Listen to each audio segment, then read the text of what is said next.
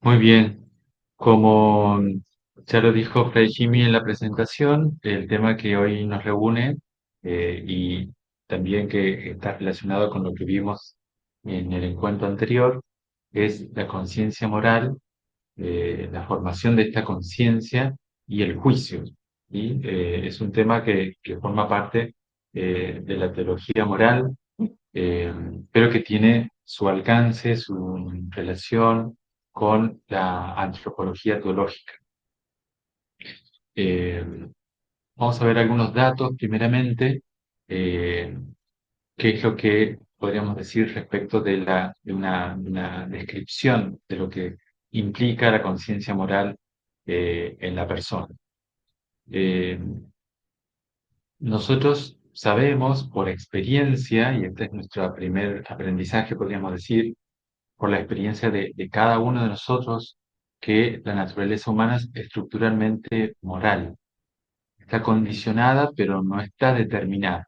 Es decir, que esto qué quiere decir que hay una serie de condicionamientos. Ahí tiene que ver nuestra propia historia personal, el lugar en donde nacimos, la época en la que nacimos también, las circunstancias socioculturales, económicas también, políticas, ¿por qué no?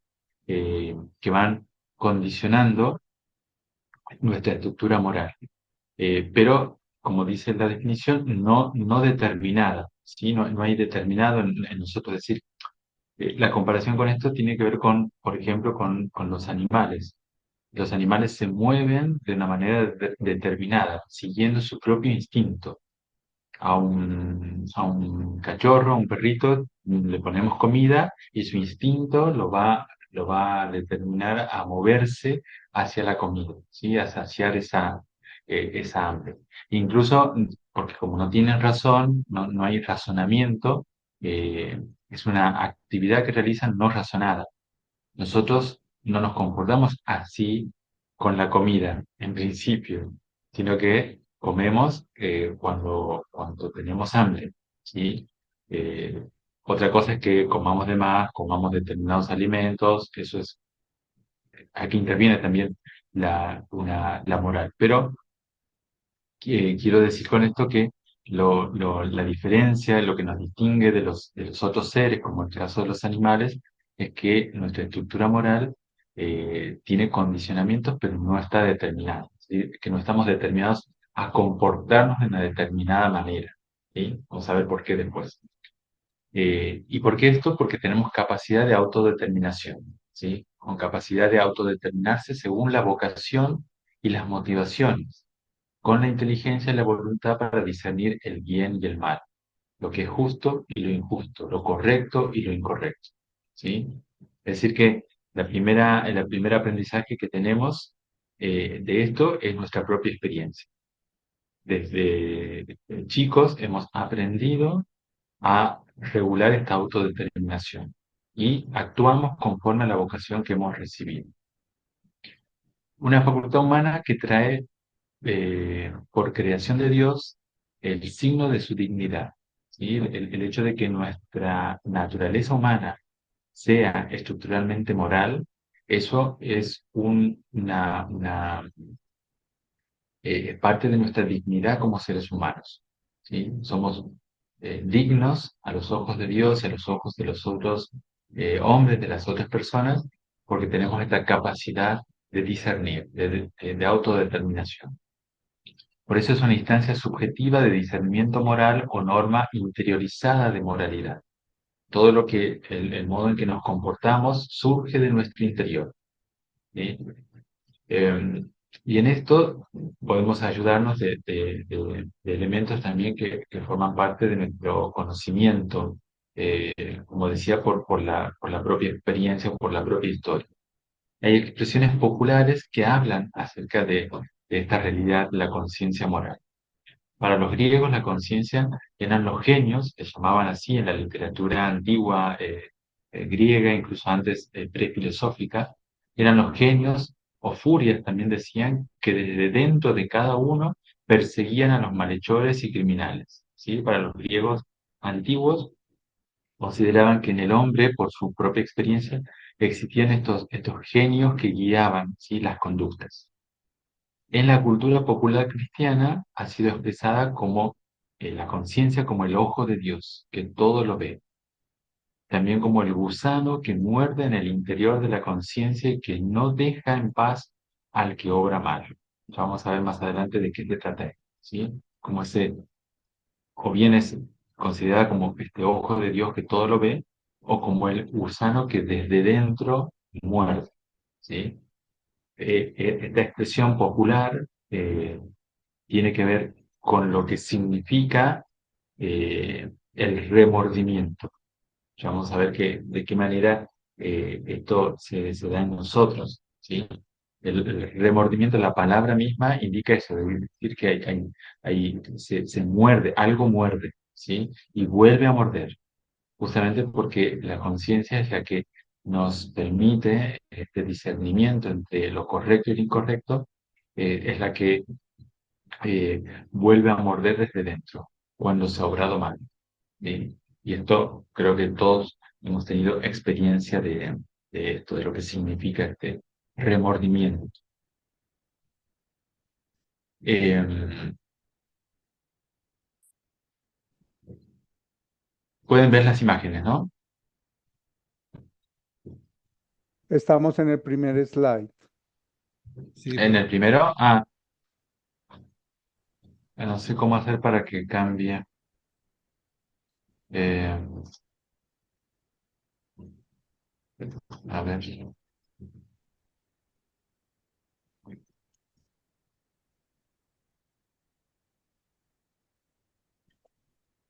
Ahora sí ya estamos en Ya se vio el segundo. etimología. Ok, bien. Eh, Si vamos a la etimología de la palabra, por conciencia se entiende el conocimiento que un individuo tiene de sus pensamientos, sus sentimientos y sus actos. Como tal, la palabra proviene del griego syneidesis, ¿sí? O traducido al español es sindéresis, que está compuesta por el prefijo griego, ¿sí?, que en español o en latín es sin, y que significa con. ¿No? Puse ahí las palabras, el vocablo en griego, pero lo que nos interesa es lo que significan estos vocablos. Entonces, conciencia está formada por estos dos expresiones, estos dos términos. El con, ¿sí?, y la eidesis o conocimiento. Es decir, conciencia significa con conocimiento, dicho así de una manera más cruda, si se quiere. En latín se va a traducir el concepto griego por la palabra consciencia, es decir, obrar con conocimiento, obrar con ciencia y sabiduría. Y esta etimología nos ayuda a nosotros a entender cómo opera nuestra conciencia.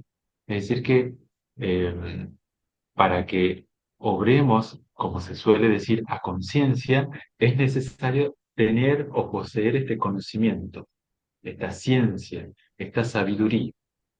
Eh, y el obrar humano está referido a las cosas de las cuales nosotros, o en las cuales podemos ejercitar o ejercer un determinado poder.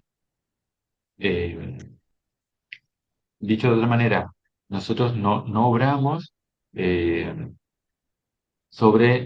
o decidimos sobre cosas que rebasan nuestro poder. ¿Sí? No sé, tendríamos la intención y obraríamos con conciencia con la intención de acabar con el hambre en el mundo. ¿Sí? Ahora, lo que nosotros, como esto no lo podemos lograr por nosotros mismos, sino que depende de otras cosas, sí nuestro actuar concreto, nuestras actitudes, nuestras acciones concretas, obradas con esta ciencia, con esta sabiduría, con este conocimiento, implican una toma de conciencia justamente de la necesidad de obrar conforme a esto. Pero no nos corresponde, es decir, no vamos a poder nosotros, por nuestras mismas personas, terminar con el hambre en el mundo, por ejemplo, ¿sí? Pero sí podemos hacer o encaminar nuestros actos para que esto se realice. Hoy en día, por ejemplo, se habla mucho de la conciencia ecológica, de cómo en los últimos años, en las últimas décadas, incluso desde la misma iglesia, se ha forjado una conciencia del cuidado de la creación. De hecho, el Papa Francisco, Laudato Si, desarrolla justamente esto, ¿no? En estos términos, con la intención de tomar conciencia de la casa común que habitamos. Entonces, recoge la necesidad actual que tenemos todos de adquirir esta conciencia, este conocimiento, esta ciencia, para obrar en consecuencia. Y por lo tanto, vale lo mismo que del ejemplo que decíamos hace un momento. Quizá no podamos acabar con todos los males naturales, ¿sí? Que quizá se desarrollan, se desenvuelven por una falta de conciencia, pero sí podemos realizar actos concretos en nuestra vida diaria. Entonces ahí es como obra nuestra conciencia, y con esa, conociendo, con ese conocimiento, con esa ciencia. Por eso la conciencia es la capacidad propia de los seres humanos de reconocerse a sí mismos, de tener conocimiento y percepción de su propia existencia y de su entorno. Es decir, que hay una integralidad según la cual nosotros obramos. Cuando obramos, estamos poniendo de manifiesto todas estas capacidades de reconocernos a nosotros mismos, de tener conocimiento y percepción de- del lugar que ocupamos en el universo, en el mundo, el lugar de nuestra propia existencia, el entorno que nos rodea. eh, Esto hace o vale, digamos, también como parte de esos condicionamientos, ¿sí? Obramos de determinada manera porque vivimos de determinada manera. Y está asociada esa conciencia a la actividad mental que implica un dominio por parte del propio individuo sobre sus sentidos.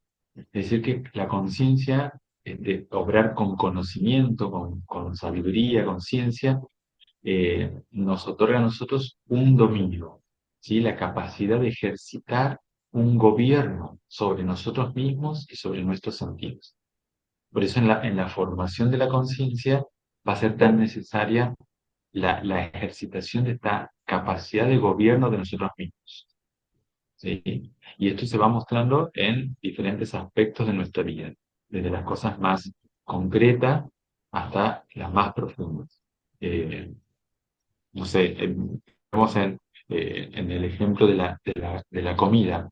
eh, Podría digamos, ser motivado por mi apetito de comer cosas que quizá por una prescripción médica no estoy en condiciones de comer, ¿sí?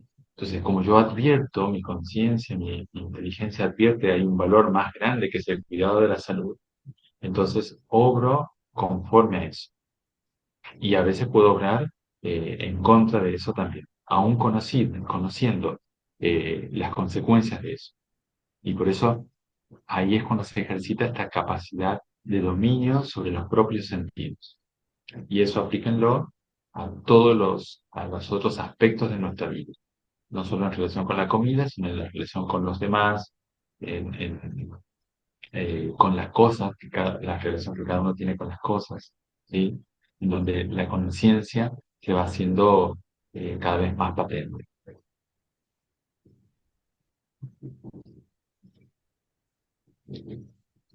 Ahora vamos a ver, siguiendo con esta parte de la etimología, pues vamos a ver la noción de la conciencia. ¿Qué significa esto? Eh, Conciencia es una expresión, es una realidad en nosotros que tiene una connotación también en cuanto al sentido del deber. Es decir, que nuestra conciencia nos permite advertir que hay cosas en nuestra vida que corresponden a este sentido del deber. Y por eso está armonizada el ejercicio de nuestra conciencia con lo que nosotros somos, con nuestro entorno, con la vocación que hemos recibido. Los que son padres saben perfectamente de lo que estoy hablando, y cuando hablamos de este sentido del deber, que está presente en todas las personas. Y es un sentido del deber como reflexión sobre la conducta y sobre los propios actos, ¿sí? ¿De qué manera me debo dirigir? ¿Qué debo realizar? ¿sí? Siempre considerando lo bueno. Vamos a ver cómo el mismo San Pablo recordarán esa expresión que él tiene en sus cartas respecto de cómo a veces se ve envuelto en una circunstancia en la que obra el mal que no quiere realizar. ¿Sí? Bueno, esto habla un poco acerca de esta conciencia, porque no es tan, digamos, lineal, ¿no? Tiene su propia complejidad y eso lo sabemos por nuestros propios actos. De allí también que tenga un carácter ético, ¿sí? Hay una ética que va dirigiendo nuestra vida, ¿sí? El sentido del deber de un padre de los padres, ¿cuál es para con sus hijos? En principio, ofrecerles el cuidado necesario, ¿sí? Son vidas que están en nuestras manos, podríamos decir, ¿sí? Entonces, los padres que hacen con los hijos, los cuidan, los educan, ¿sí? Y eso conlleva un montón de otras actitudes, comportamientos, actos, ¿sí? Motivados además del amor, ¿sí? Pero a nivel ético con el sentido del deber. Yo sé que mi deber es ser un buen padre, llegar a ser un buen padre, realizar esta obra conforme a la vocación que he recibido. Entonces, esto mismo es lo que permite distinguir al individuo entre aquello que está bien y lo que está mal, de modo que a la hora de obrar pueda conducirse de acuerdo a sus valores morales, a sus propios valores morales. Estos valores morales no surgen de la nada tampoco, ¿sí? Se van aprendiendo, se van eh, estimulando, se van adquiriendo.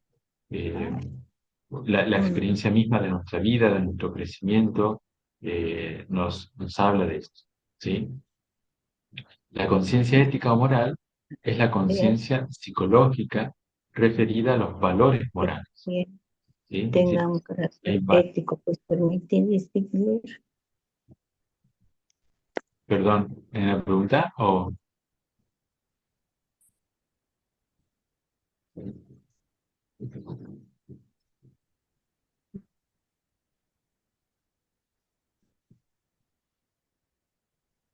decía entonces que hay unos valores morales que tienen relación con esta conciencia psicológica que vamos adquiriendo, ¿no? Este es un término en realidad también que proviene justamente de la especificación de la ciencia de la psicología. Ser conscientes de cómo se obra en relación con los bienes y valores morales. En definitiva, nuestra conciencia es la capacidad de lo que nos permite a nosotros obrar en relación con estos bienes y valores. Por eso la conciencia moral presupone la conciencia psicológica, entendida desde dos puntos de vista. Un sistema consciente de la persona que comprende los actos propios como míos. eh, Esto lo hemos aprendido incluso aunque uno no haya estudiado psicología, pero por la cultura popular. Freud es el que ha, ha- ha impreso esto como parte de ese conocimiento respecto de la propia conciencia, ¿sí? Hay un sistema en nosotros que es consciente y otro sistema que es inconsciente de la persona. Es lo que él llama el super yo. No vamos a desarrollar eso porque no es nuestro punto ahora, ¿sí? Pero desde el ámbito de la psicología están presentes y incluso ha pasado, como decía, aunque no hayamos estudiado psicología, ha pasado también a al, digamos, a la sabiduría popular, ¿no? Las cosas que aparecen en nosotros como lo consciente y lo inconsciente, y como a veces lo inconsciente emerge en nuestra conciencia de determinada manera, pero es mucho más que esto que conocemos. Bien, ¿preguntas hasta aquí?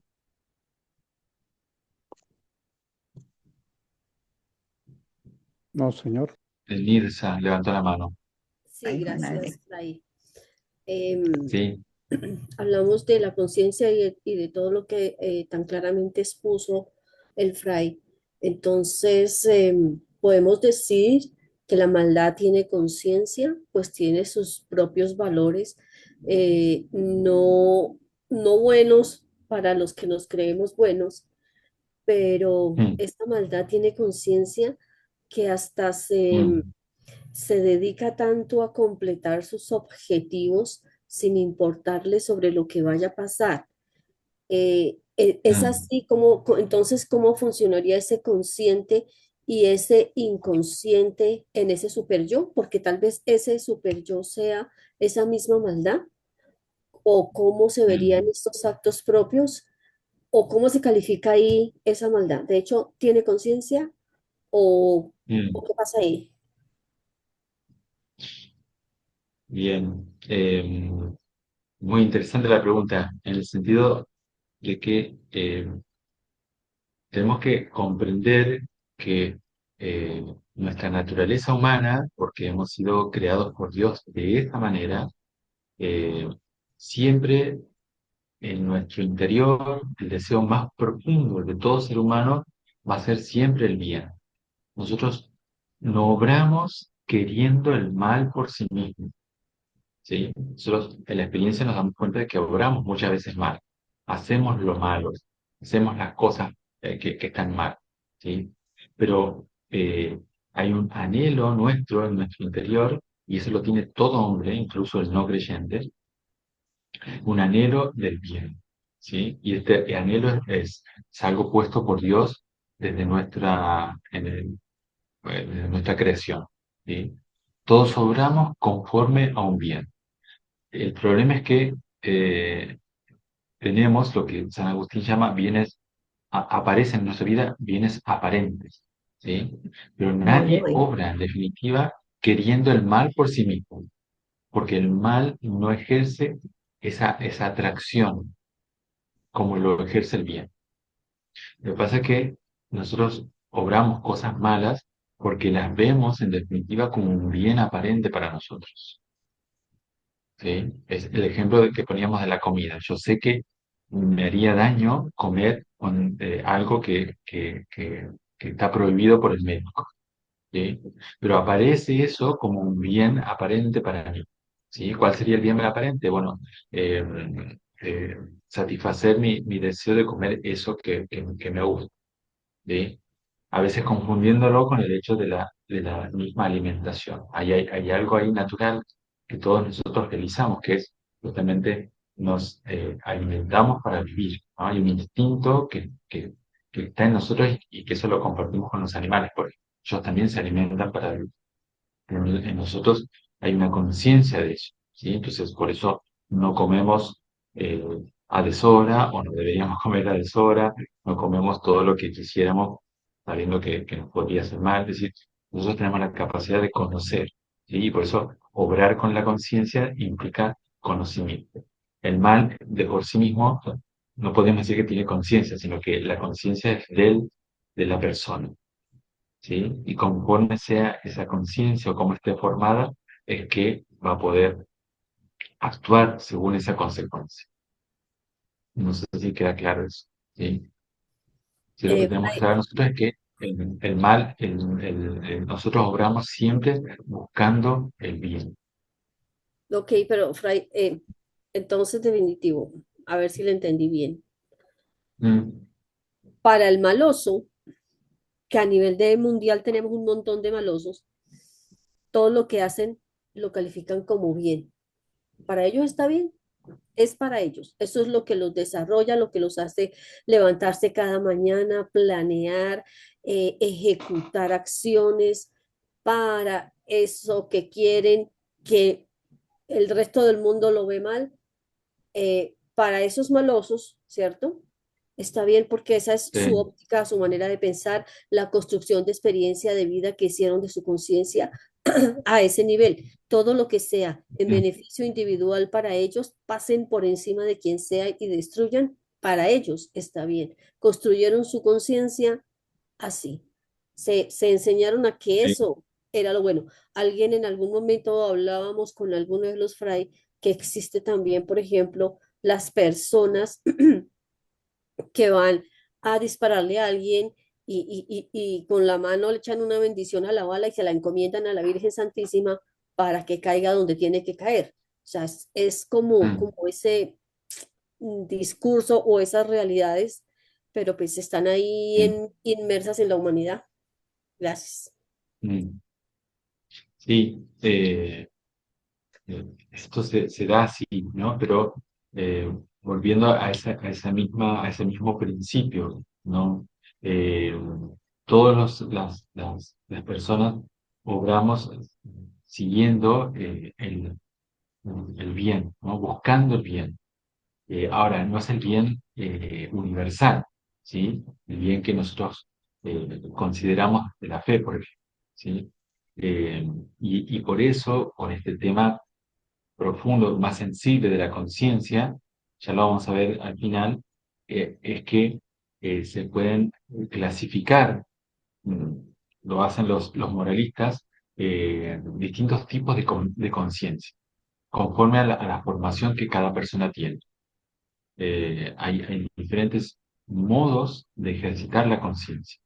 Y a veces, por ejemplo, una conciencia egoísta es la que busca su propio bien, pero tiene ese bien como suyo propio, ¿sí? Hay un interés, pero de vuelta es por el bien, ¿sí? Nunca nadie elige el mal por sí mismo, pero ya lo vamos a ver más adelante.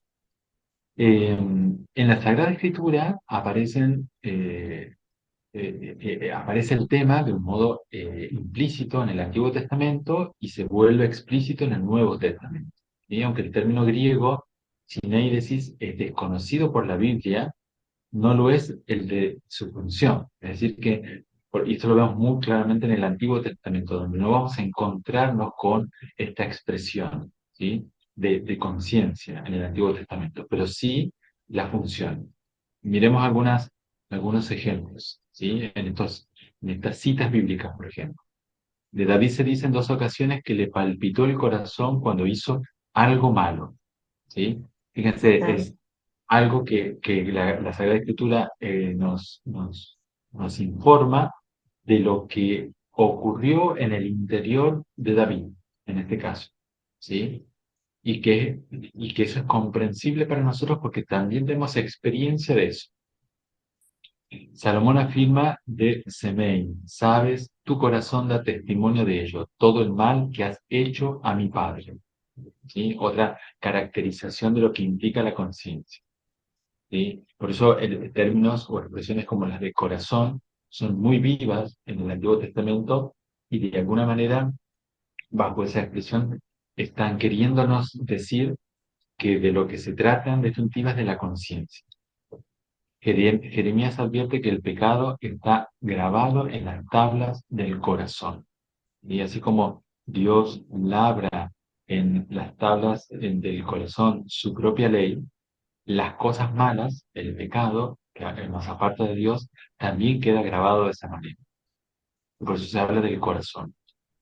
Job responde a los acusadores: mi corazón no me condena. Ahí lo hace en sentido contrario.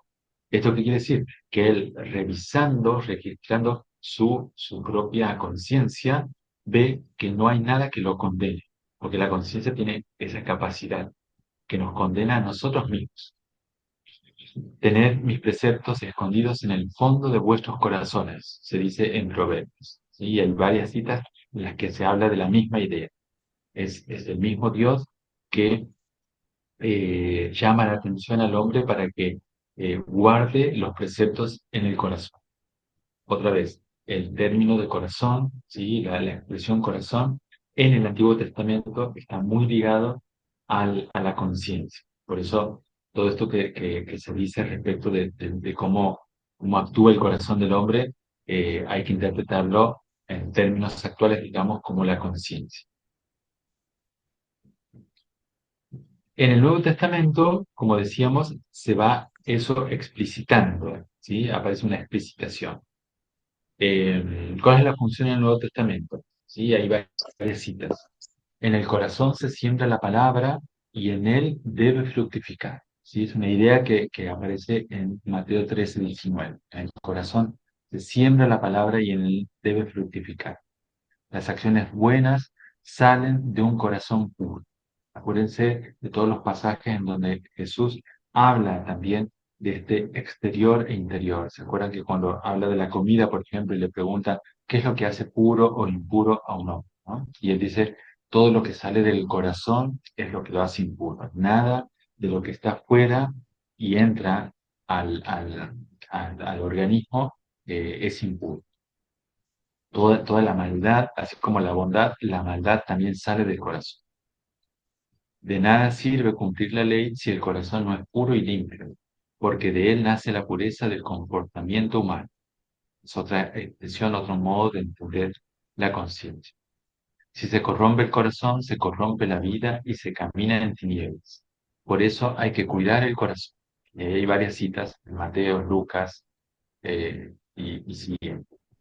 Es decir, en el Nuevo Testamento Jesús sigue esa misma línea de la identificación de lo que nosotros llamaríamos hoy conciencia con el corazón.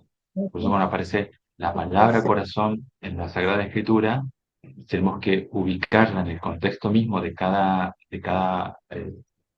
libro, pero advertir que se está queriendo decir algo mucho más profundo que la mención del órgano corporal, ¿sí?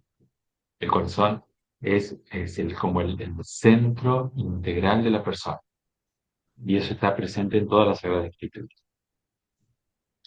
En Pablo, él define el concepto de conciencia moral. Él dice, es la mentalidad y el juicio religioso moral que hacen las personas, y aparece en sus cartas. La conciencia también aparece como un testigo en Romanos 2:15. Es una disposición natural común a todos los hombres, ¿sí? Cada una de estas expresiones en San Pablo nos hablan acerca de esta disposición interior. Ahí en el Nuevo Testamento y sobre todo en las cartas de Pablo, recuerden que él escribe muchas de las cosas que escribe, lo hace desde su propia historia personal. Él ha sido un perseguidor que por la gracia de Dios se convirtió en creyente, en discípulo del Señor. Y esa historia personal lo acompañará durante toda su vida. Entonces, él es un conocedor perfecto de lo que obra o de cómo se desarrolla, cómo obra la propia conciencia en el hombre.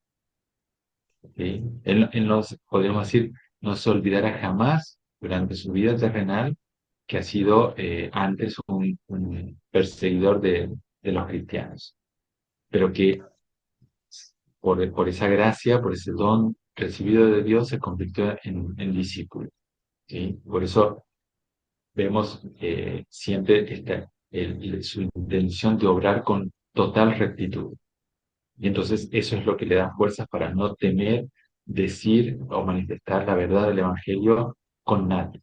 Por eso, cuando envía sus cartas, reprime a muchos, los corrige en sus comportamientos morales, ¿sí? Advierte que hay cartas muy duras en donde habla de una serie de pecados, los menciona a todos, ¿sí? ¿Y eso qué quiere decir? Bueno, le habían llegado noticias de que en esas comunidades estos pecados eran abundantes, ¿no? O reincidían, ¿sí? Entonces, con la intención de hacer volver a los discípulos sobre para vivir la ley de Dios. Y él es muy duro, ¿no? Muchas veces. Pero también tiene otras expresiones que hablan de su propia experiencia, ¿no? ¿Recuerdan por ejemplo, esa cita en donde él dice que tiene clavado como un aguijón en la carne, ¿sí? Como algo que punce, ¿sí?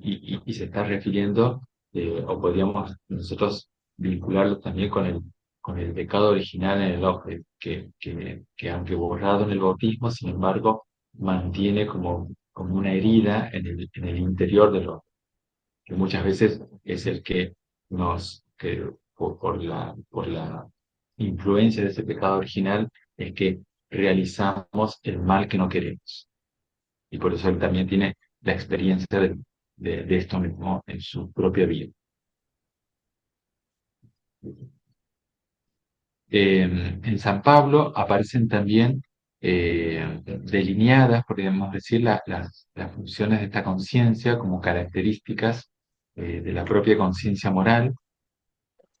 Es la última instancia o criterio del obrar moral. Eh, la conciencia tiene que ser buena e irreprochable. Ha de ser también ilustrada y clara. Bueno, acá se resumen en estas citas bíblicas. Después, cuando tengan el material que les envié, pueden ustedes mismos buscar estas citas. Eh, Esto es muy importante lo que dice aquí, ¿sí? Que la conciencia debe hacerse cada vez más clara. Y esta claridad se otorga por el conocimiento, se consigue por el conocimiento. Por eso es necesaria la ilustración de esta conciencia, la formación de esta conciencia. Es la obligación de formar la conciencia, examinándose a sí mismo y discerniendo, buscando la voluntad de Dios, ponderando lo conveniente. ¿Sí? Por eso, esto que conocemos nosotros en nuestra vida sacramental como el examen de conciencia, tiene que ver con esto, con lo que el hombre, la persona es capaz de realizar en su interior, esta examinación constante y discernimiento, ¿sí? Eh, por eso, generalmente el examen de conciencia cotidiano es muy beneficioso, ¿no? Y que si lo pensamos bien, la biológica, hasta biológicamente, eh, la creación nos acompaña en esto. Antes era mucho más fácil, ahora con la tecnología, tener a mano el celular casi todo el tiempo hasta para ir a dormir, esto puede ser como algo entorpecedor, pero hasta el mismo declinar del día, ¿sí? La noche que trae tranquilidad, sosiego al alma, es justamente el momento del día en que la persona puede realizar esta examinación.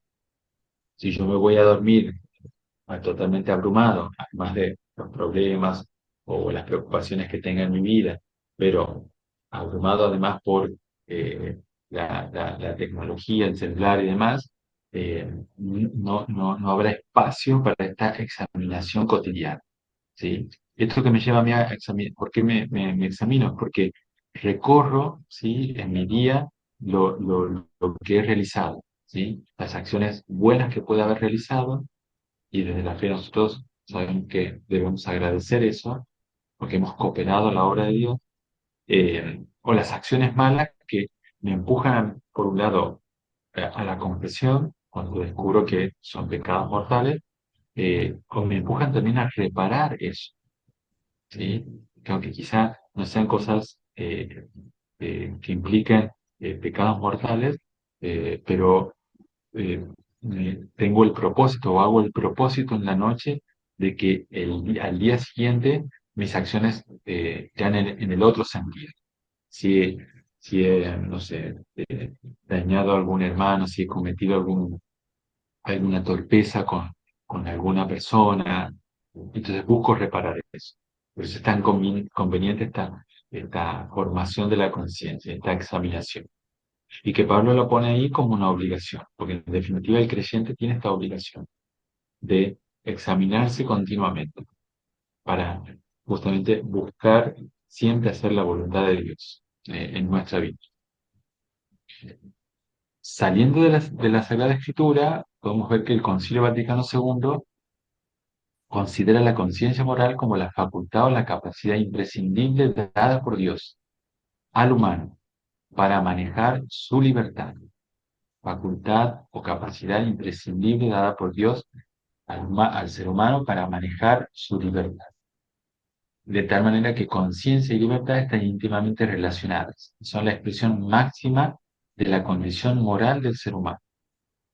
Es decir, si hay algo que caracteriza nuestra dignidad, la que hemos recibido como seres humanos creados por Dios, hijos de Dios, esto lo ofrece el don que hemos recibido de Dios de la libertad, de nuestra libertad, del ejercicio de nuestra libertad y la capacidad de nuestra conciencia. Es decir, que el hecho mismo de que tengamos conciencia. Y, y acá no es cuestión de si se tiene o no se tiene. Toda persona, por el hecho de serlo, tiene conciencia. Es algo de lo cual no nos podemos desprender, porque toda persona tiene esta facultad, esta capacidad de pensarse y reflexionarse en sí mismo, en el medio en el que se desarrolla, el medio que lo circunda, las personas con las que tiene vinculación, ¿sí? La conciencia que se va forjando conforme a la ley de Dios, ¿sí? Y por eso el concilio resalta esto como dos capacidades en el hombre, ¿sí? Y no solo eso, sino verdaderamente dos dones que el Señor nos ha regalado. El concilio tiene, en muchas otras citas de los documentos, podemos resaltar lo que Gaudium et Spes dice en el número 16, ¿sí? Y hay como 6 afirmaciones de ese número. Lo que dice primeramente es que en lo más profundo de su conciencia descubre el hombre la existencia de una ley que él no se dicta a sí mismo, pero a la cual debe obedecer y cuya voz resuena cuando es necesario, en los oídos de su corazón. Y esa es la expresión, ¿no? Recogiendo esta expresión bíblica en los oídos de su corazón, advirtiéndole que debe amar y practicar el bien, que debe evitar el mal. Haz esto, evita aquello. Porque a todo esto no lo dijimos, hay algo que también está impreso en nosotros por el hecho mismo de ser humanos. Hay como un conocimiento connatural a nosotros. Y que esto no escapa a nadie. Esta famosa frase de haz el bien y evita el mal, ¿sí? Eh, Esto es un conocimiento interior propio nuestro, y esto no lo da ninguna religión en particular. Esto viene con nosotros. Toda persona, en la medida que crece y va formando su conciencia, es capaz de discernir esto. No es algo que se vaya a enseñar. Viene con nosotros mismos esta ley, esta máxima, ¿sí? Por eso se habla de la ley natural. Hay algo que naturalmente se da en nosotros, que sabemos que debemos practicar el bien y evitar el mal, ¿sí? Que en otros términos o otros modos de mencionarlo, tiene que ver con hacer siempre el bien que uno quiere que le haga, ¿sí? Uno busca el bien para sí mismo, bueno, eso mismo es lo que debe obrar con los demás. Y acá de lo que se habla en este párrafo, tiene que ver con esa ley, es decir, la conciencia ligada a esta ley suprema, interior en el hombre, y que se debe obedecer y cuya voz resuena. Acá hay dos términos, ¿sí? La obediencia y la voz, que en realidad están ligados, porque obedecer, ¿sí? Viene de esta expresión, este término, hace referencia al audire, ¿sí? En latín. ¿Y qué quiere decir esto? Que cuando yo obedezco, en realidad lo que estoy haciendo es escuchando una voz, estoy oyendo algo. Por eso la palabra misma viene de ese primer movimiento interior, ¿sí? Cuando yo obedezco a Dios, estoy escuchando a Dios. ¿Y cómo habla Dios? Bueno, habla en su palabra. Ahí yo puedo encontrarme con el Dios mismo que me habla. Por eso la Sagrada Escritura es la autorrevelación de Dios, ¿sí? Pero también nos ha dado a cada uno de nosotros esta conciencia, y la conciencia también habla en nuestro interior.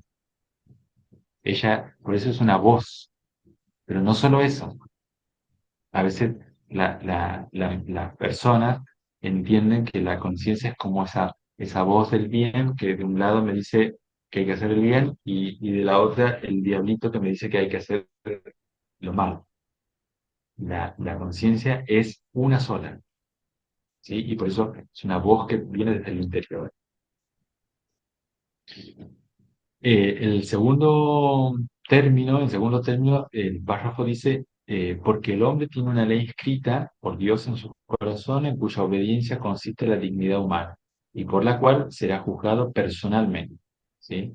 Sabemos entonces que obedeciendo a esa ley de Dios, a esa voz de Dios, que habla en el corazón, es que vamos a ser juzgados de modo personal. En tercer lugar, dice algo también muy significativo y que lo dice de una manera especial. Creo que es la primera vez que en un documento se habla de la conciencia como del sagrario. La conciencia es el núcleo más secreto y el sagrario del hombre, en el que éste se siente a solas con Dios, cuya voz resuena en el recinto más íntimo de aquella. Es la conciencia la que de modo admirable da a conocer esta ley, cuyo cumplimiento consiste en el amor de Dios y del prójimo. Entonces, la conciencia como el sagrario de cada persona. Un lugar, podríamos decir, un núcleo tan íntimo en donde no hay lugar más que para la persona y Dios. Cuando nosotros obramos en nuestra conciencia, cuando somos capaces de escuchar en nuestra conciencia esa voz de Dios que nos, nos sugiere la obediencia, en realidad nos estamos encontrando con Dios. Por eso, otro modo que tiene Dios en manifestarse es en nuestra conciencia. Y esto es hasta tal punto que no hay nada ni nadie en este mundo que pueda inmiscuirse en este lugar sagrado. Y esto lo tenemos todos. El documento habla del sagrario en relación justamente a lo que nosotros sabemos que es un sagrario en el templo, ¿no? Es el lugar donde se resguarda el Santísimo Sacramento. Bueno, la Iglesia ha querido utilizar esta misma expresión para hablar de la conciencia, como el lugar sagrado en donde nadie más puede irrumpir, ni siquiera la más alta autoridad de la Iglesia, ni siquiera el Papa puede irrumpir en la conciencia personal de cada persona. Y esto reviste además como decía Juan Pablo II, no solo un don, sino también una tarea, una responsabilidad, porque nosotros pecaríamos gravemente si no obráramos conforme a lo que nuestra conciencia nos dicta. ¿Sí? Un pecado en sí mismo ya sería no obrar conforme a nuestra conciencia. Si la conciencia nos dice, haz esto porque es lo bueno, practicar el bien, y yo no lo obro, estoy desoyendo esa voz, a esa conciencia. ¿Sí? Por eso, este es digamos, como dice el documento, es el núcleo secreto más íntimo del hombre. Y que por eso necesitamos resguardarlo y cuidarlo. Y esto, como digo, lo tiene todo hombre, toda persona. Incluso los que dicen no creer en Dios, no querer hacer caso a la iglesia, lo tiene toda persona. ¿Alguien levantó la mano? Sí, Fray. Sí, Un comentario, Fray. Mm, sí. Permítame, estaba organizando mi pensamiento. Em, esa conciencia, cuando surge un tema y se tiene que tomar una decisión, ese discernimiento está inspirado, lo asumo por el Espíritu Santo, porque todos tenemos la impronta de, de esa presencia de Dios en nuestro corazón. Y cuando se toman decisiones, cuando uno tiene que equiparar circunstancias, escogiendo el supuesto menos mal, pero quedando de lado una posibilidad de que tal vez no era lo correcto, pero tal vez era lo del menos mal. Entonces ahí cómo funciona esa conciencia en ese discernimiento, porque pues la conciencia está, en lo que he entendido, se muestra en la competencia con un otro, ¿sí? Básicamente, en comunidad. Entonces, si yo tengo que tomar una decisión por no, por ejemplo, yo le voy a decir a mi conocida, un ejemplo loco, que vi o no vi al esposo mal parqueado y yo hago el análisis qué tan beneficioso o no beneficioso es que lo haga para esa persona o para mi propia conciencia. Lo mejor es callar, lo mejor es hablar. Sí, es como ese momento de discernimiento en donde se sopesa mi conciencia, lo que sería bueno sería decirle a la amiga, mira que está pasando aquello, o tal vez eso no sería. ¿Cómo se vería eso ahí? No sé si por dar un ejemplo de esa magnitud lo dejé más enredado. Gracias. Y bueno, la formación de la conciencia tiene que ver también con esta ejercitación constante que nos ayuda después a realizar o a tomar decisiones que a veces tienen que ser diligentes, rápidas, ¿sí? Eh, y entonces ahí se tienen que advertir determinados elementos, ¿no? De circunstancias. Cuando se ponen en juego bienes mucho más grandes, como este del ejemplo, evidentemente requiere una instancia de discernimiento más profundo, ¿sí? Eh, y en este caso, que se tiene que ver más con la vida cotidiana, yo tengo que sopesar ciertas cosas, ¿no? Como qué es lo que sea más conveniente, ¿sí? No por el hecho de acallar o que mi conciencia no me reproche nada, sino porque, justamente como decía, lo que estoy buscando es el bien, ¿sí? El bien para todos, no solo para que yo me quede tranquilo en mi conciencia, sino yo estoy verdaderamente buscando el bien como un valor, ¿sí? Y si yo puedo, o a veces necesito corregir a alguien, a un hermano, en este o en cualquier otra circunstancia, entonces necesitaré hacerlo conforme por ejemplo, a lo que el Evangelio nos marca, ¿sí? Cuando hay que corregir a un hermano, ¿qué es lo que se hace? Primero se habla con ese hermano directamente, ¿sí? Y después se buscan testigos, es decir, hay como un recorrido que podemos hacer. Después hay cosas, como digo, que tienen que ver con decisiones más profundas de nuestra vida, que generalmente el creyente se dará cuenta de que necesita, por un lado, rezar esas decisiones, ¿sí? Pedirle a Dios en la oración una mayor iluminación, luz para tomar la mejor decisión. Y el creyente también se da cuenta de que uno no es infalible y que puede equivocarse. Pero la ayuda que tenemos son justamente de las mediaciones que Dios pone a nuestro alcance.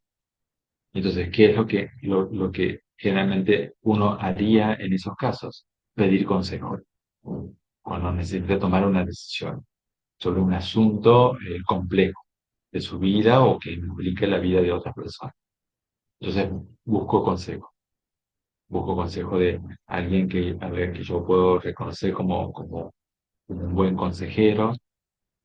Podría ser una persona más grande, a veces la, la experiencia de vida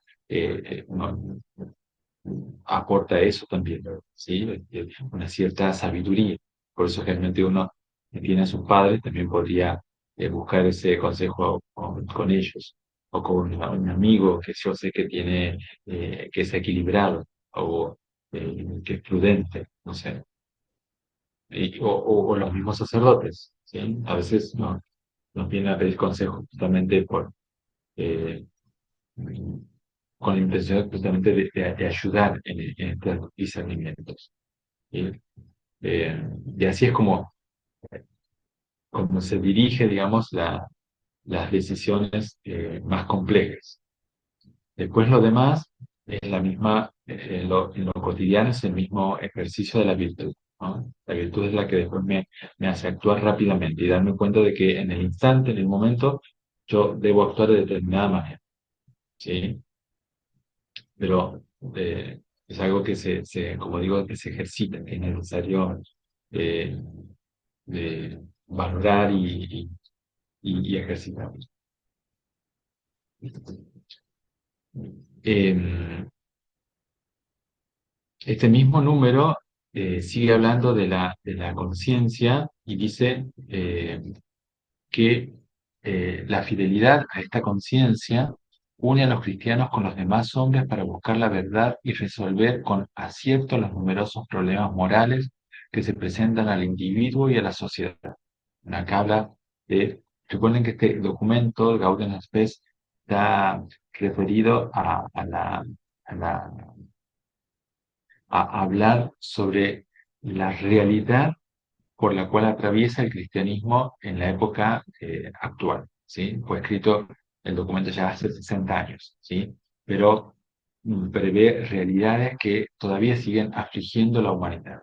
Y por eso dice el documento que la conciencia al creyente le sirve al cristiano justamente también para poder unirse a otros que aunque sean de otra religión, por ejemplo, como sabemos que toda persona tiene o posee una conciencia, entonces en esa unión es en la que podemos encontrarnos, ¿sí? Para hacer frente a estas problemáticas. Y hoy en día, no sé, fíjense, una problemática que nos une como humanidad es la de la guerra, por ejemplo, ¿sí? Entonces es la conciencia la que va dirigiendo también nuestro actuar y es lo que hace que podamos entrar en contacto más allá de nuestras creencias y poder dar respuesta a problemáticas tan crueles como la guerra. Otro elemento es que cuanto mayor es el predominio de la recta conciencia, bueno, aquí aparece otra expresión, ¿sí? La conciencia necesita rectificación. Es decir, que en la formación de la conciencia, yo a lo que tengo que apuntar es a que pueda hacer ejercicio de una conciencia recta. Entonces, cuanto mayor es el predominio de la recta conciencia, tanto mayores seguridades tienen las personas y las sociedades para apartarse del ciego capricho y para someterse a las normas objetivas de moral. Esta rectitud de la conciencia es la que me permite a mí darme cuenta, como una luz especial que me permite darme cuenta en el momento preciso de cómo debo actuar, de cómo debo obrar, ¿sí? De cómo debo dar respuestas a determinadas situaciones. Y en sexto lugar dice, no rara vez, sin embargo, ocurre que yerre la conciencia por ignorancia invencible sin que ello suponga la pérdida de su dignidad, ¿sí? Hay en la teología moral unos conceptos que nos ayudan a entender por qué a veces, aún haciendo uso de nuestra conciencia, podemos errar en nuestro actuar, ¿sí? Y eh, esa posibilidad se da a veces por la ignorancia de determinados comportamientos. Por ejemplo, ningún ser humano ignora que quitar la vida a otro está mal, ¿sí? No habría posibilidades, no habría razones que fundamenten que haya alguien en el universo que ignore que esto es algo malo, que matar a otra persona es malo, ¿sí? Entonces, ahí tenemos ya el principio que viene con nuestra propia naturaleza, ¿sí? Entonces, esta ignorancia no puede ser justificación para el actuar, ¿no? Nadie podría decir que mató a otra persona ignorando que eso era malo. Pero este, que es un ejemplo muy radical, podemos decir, eh, es visto de otra manera cuando se aplica a cosas que no ponen en juego la vida, por ejemplo, ¿sí? Entonces, yo podría ignorar ciertas cosas y esto aminora la culpabilidad del acto, ¿sí? Pero son en verdad muy pocas las cosas, porque la conciencia recta es la que me permite discernir aún, no habiendo experimentado todas las cosas, de esta vida. Sin embargo, por esos principios de la rectitud de conciencia, voy a poder darme cuenta perfectamente cómo actuar en determinada manera. Por eso dice el documento, cosa que no puede afirmarse cuando el hombre se despreocupa de buscar la verdad y el bien, y la conciencia se va progresivamente entenebreciendo por el hábito del pecado. ¿Sí? Entonces, puede suceder también que haya personas que no quieran, no tengan la intención de seguir formando rectamente su conciencia. Entonces, como don de Dios, como facultad, no desaparece la conciencia en el hombre, sino que, como dice el documento, el pecado produce este entenebrecimiento, se va oscureciendo. Esta luz que es la conciencia en el hombre se va apagando por el pecado, pero nunca desaparece. ¿Sí? Es decir, que las obras de la persona, aun cuando está en la oscuridad por el pecado, sin embargo, siguen siendo sus obras, su modo de actuar, ¿sí? Sigue teniendo responsabilidad, porque objetivamente todo acto malo sigue siendo malo, ¿sí? Eh, y uno podría decir, bueno, el hábito del pecado ensombreció eso, y ya no obró con tanta conciencia, ¿no? Como el ejemplo típico es el que tiene el vicio del alcohol, por ejemplo. ¿Sí? Hubo en un primer momento una plena conciencia de que abusar del alcohol podría eh, llevarme a cometer un pecado. ¿Sí? O sea, ya la misma embriaguez es pecado, porque nubla la conciencia, nubla la razón. ¿Sí? Podría la persona en ese estado cometer cualquier tipo de acto. ¿Sí? Ahora, el que ha adquirido ese hábito operativo malo, que es el vicio, podemos decir que en cierto modo aminora su responsabilidad, pero sigue siendo igualmente objetivamente malo embriagarse, ¿sí? O lo mismo sucede con el robo. Quien ya ha adquirido este hábito de robar, ¿sí? Y ha hecho robos sucesivos en distintos momentos, eh, entonces no podíamos decir que ya los últimos robos no son pecado porque estaba entenebrecida su conciencia. Sigue siendo el robo, aunque sea mucha o poca cantidad de bienes, sigue siendo objetivamente un pecado. A esto se refiere.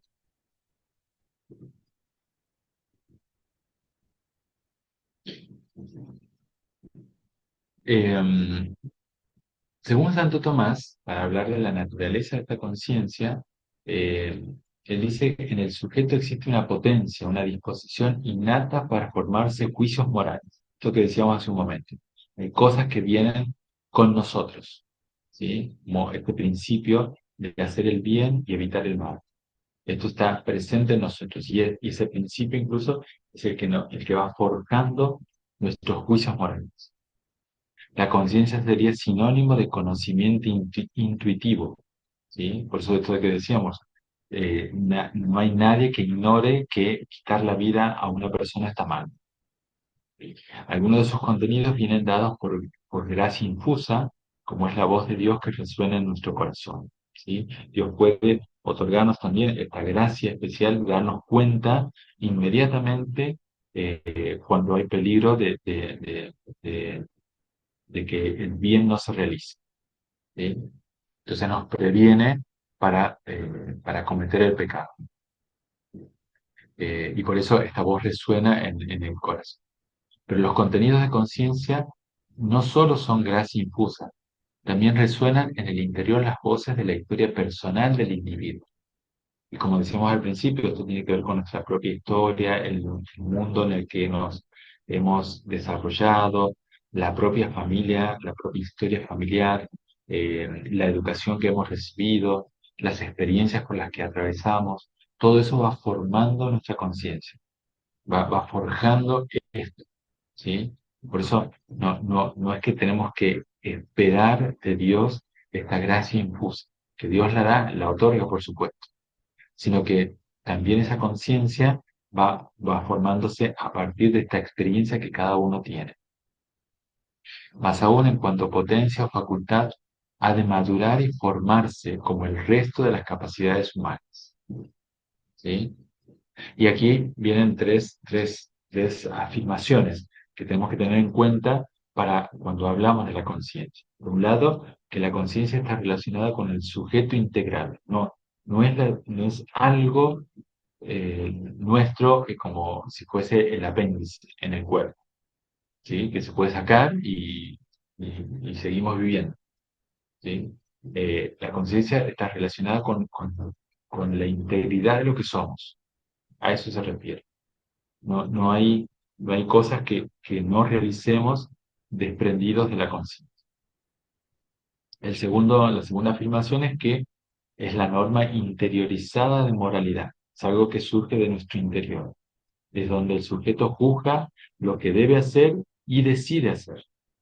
¿Sí? Porque hay un momento y esto tiene que ver con la libertad, por eso decíamos que en el catecismo se habla de conciencia y libertad como de sinónimos, ¿sí? No son lo mismo, evidentemente, pero están siempre comprendidas las dos realidades, una a partir de la otra. Entonces, es una norma interior la conciencia. Por eso decíamos que es el sagrario, es esa voz interior que nos dicta lo que debemos hacer. Y en tercer lugar, que la conciencia se va formando desde la infancia. ¿Sí? Un niño no es capaz a cierta edad de obrar eh, moralmente. ¿Sí? Hay casos especialísimos. No sé, piensen en casos eh, también radicales como el niño de 2 años que todavía no tiene formada una conciencia eh, de un adulto que accidentalmente mata a otra persona. ¿Sí? Es casi improbable, pero podría suceder. ¿Sí? Que un niño sin querer mata a otra persona. Entonces, ¿cómo se enjuicia eso? ¿Sí? Hay algo objetivamente realizado que es la muerte de una persona, ¿sí? Pero del otro lado hay alguien que ha realizado eso no con una plena conciencia de lo que hacía, ¿sí? Distinto es el caso de una persona adulta, y ahí ya estamos hablando de cómo la conciencia se va formando y acompañando nuestro crecimiento biológico. ¿Sí? Entonces, ya sabemos y todos tenemos experiencia de que en determinado momento de nuestra vida, a los 6 años, 7 años, cuando ya somos capaces de darnos cuenta. Vieron que para la catequesis de los sacramentos, por ejemplo, para recibir la primera comunión, eh, puede hacerlo un niño, y hablo de una temprana edad, pero con la condición de que al menos pueda advertir que el pan que está comulgando no es solamente pan, sino que tiene la capacidad de razonar, de darse cuenta, de ser consciente de que lo que consume es el cuerpo de Jesús. ¿Sí? Menos de hacer esa distinción con el dato de la fe.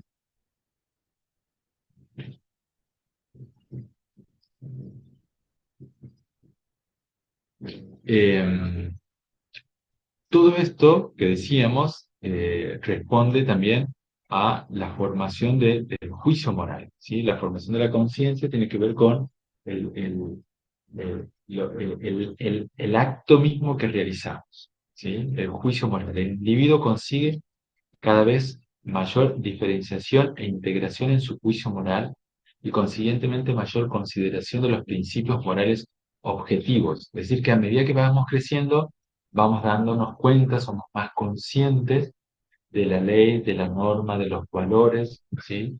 Que rigen nuestra vida y que los encontramos en esta ley divina, que es el fundamento de toda ley humana, en las normas que se derivan de la ley humana y de los valores que se ponen en juego. Y esto lo podemos advertir nosotros en relación, por ejemplo, a nuestra convivencia social, ¿sí? En nuestros deberes cívicos, por ejemplo.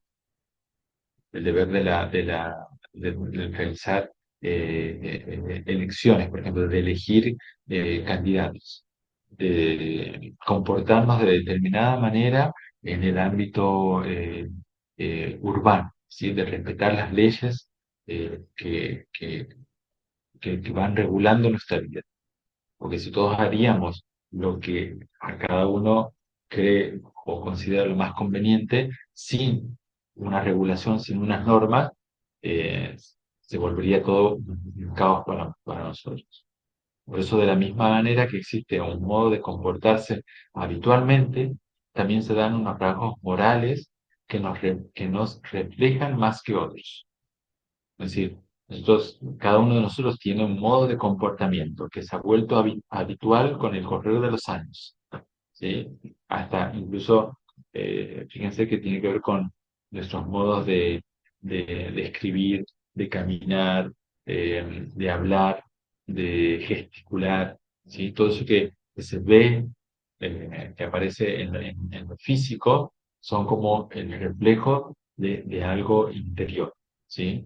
Bueno, llevado a cosas más profundas y que tienen que ver con estos rasgos morales de la conciencia, también es lo que, formada esa conciencia, nos va a permitir realizar estos comportamientos habituales.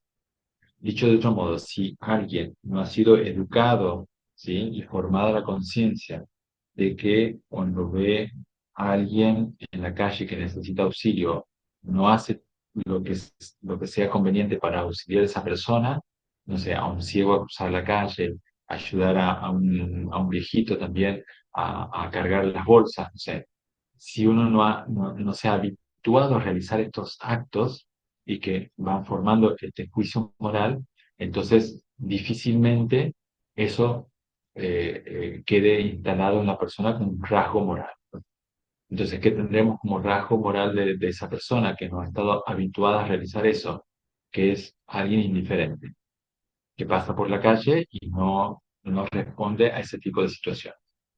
O de pronto ver en la calle a alguien, ayudar a alguien que lo necesita, alguien que se descompensó en su salud, que fue víctima de un robo, de, no sé, miles de cosas. Eh, y estos rasgos morales los hemos ido adquiriendo a lo largo de nuestra vida, de nuestra historia personal, de forma consciente o inconsciente. Eso también. Porque hay cosas que hemos aprendido desde la educación, desde nuestra familia. Vieron que todos podemos reconocer comportamientos, estilos, modos que tienen que ver con lo familiar. Eh, Así quizás se comportaban nuestros padres, o esto hemos aprendido en la propia historia familiar. Otras cosas inconscientes que no nos enseñaron ni nuestros padres, o que no somos eh, hoy en día tan conscientes de dónde lo aprendimos. Sabemos que lo tenemos, pero no lo hemos aprendido de una manera consciente. Es nuestra conciencia moral habitual, de eso se trata. Es decir, la manera habitual de leer y discernir la realidad desde la óptica moral. Y también la manera de responder a ella. Por eso, conseguir, digamos, este modo habitual de rectitud moral es el que nos va a permitir a nosotros responder a determinadas situaciones de nuestra vida, que quizás sean inéditas, ¿no? O que nunca nos haya pasado, por ejemplo, tener la necesidad de ayudar a alguien en la calle. Pero si la conciencia moral se ha habituado, se ha formado, esto se va a desprender por sí mismo. Entonces, naturalmente, cuando esté en esa situación, voy a obrar conforme a lo que dicta mi conciencia. Piensen en casos en donde podrían estar vinculados también o sea, a un beneficio propio. Encontrar dinero en la calle o un celular en el transporte público. ¿Sí? ¿Cuál es mi actitud respecto de eso? Y para muchos quizá la primera actitud sea esconder el dinero para que no lo vean o el mismo celular. Quien tiene formada su conciencia moral rectamente habituado a realizar actos morales buenos, actuará en consecuencia de ello. ¿Y eso qué significará? Bueno, buscar alguna probabilidad para que la persona se encuentre con ese bien perdido, ¿sí? Es decir, hay un sinfín de, de pequeñas, a veces de pequeños discernimientos que tenemos que realizar y que nos van a salir más naturalmente en la medida que nos hayamos habituado a eso.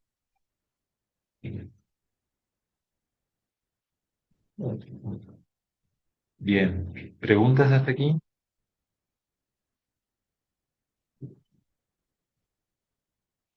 No, Fray, muy clarito. Gracias. Muy bien. En este tiempo que nos queda, perdón, Norberto. Sí, yo tenía una pregunta y es, Sí, ¿usted cree que la conciencia ha venido cambiando? Iba a utilizar el término evolucionando, pero no soy capaz. Ha ido cambiando con el transcurso del tiempo, dado que nuestro entorno va cambiando, mm, muchas cosas van cambiando. Entonces, ¿esa conciencia se va adaptando a los tiempos? sí, sí, efectivamente. Pero no en los términos, podríamos decir, en los valores que nosotros vamos a juzgar como valores perennes, ¿sí? Eh, Esto mismo que decíamos respecto, no va a cambiar con ninguna época el hecho de que uno pueda ver como algo bueno quitar la vida a alguien, ¿sí? Esto no va a cambiar con ninguna época, pero sí van a variar, por ejemplo, las motivaciones para el juicio moral. Y hoy lo tenemos como muy de cerca, por ejemplo, con el tema de la vida en relación al aborto. Todos los fundamentos que se esgrimen a favor del aborto tienen que ver también con la formación de un juicio moral. Eh, un juicio moral que busca, de alguna manera, apagar la conciencia de lo que significa, porque en definitiva, ¿qué es el aborto? ¿Sí? Es quitar la vida a alguien, ¿sí? Y provocando esa muerte. Entonces, ahí tenemos un valor que es perenne, ¿sí? Sabemos que por un principio innato nosotros no podemos hacer el mal a otra persona y mucho menos quitar la vida. Pero de pronto aparecen, y eso lo vemos en nuestra época, una serie de fundamentación jurídica y hasta ética de por qué esto podría estar permitido. Y de hecho, fíjense, la regulación de algunos países, no sé si en Ecuador, creo que todavía no, pero aquí en Argentina se ha, se ha, se ha dictaminado una ley hace 2 años a favor justamente de esto, de la posibilidad de que se pueda abortar en determinadas circunstancias, en determinado periodo del embarazo, ¿sí? Ahora, tengo yo la experiencia del otro lado como confesor de lo que implica eso, aun cuando la conciencia de la madre o del padre, porque los dos son responsables, eh, se haya nublado, digamos, por el pecado, sin embargo, no deja la conciencia de alertar, de alzar su voz. Y efectivamente esto se da, por ejemplo, en el ámbito de la confesión. Personas que después de 40 o 50 años han podido por primera vez confesar, por ejemplo, un pecado de aborto. Y había pasado tanto tiempo que uno diría, bueno, y la persona se desarrolló, formó familia, tuvo otros hijos, pero sin embargo, esto todavía, esa voz de la conciencia seguía alzándose.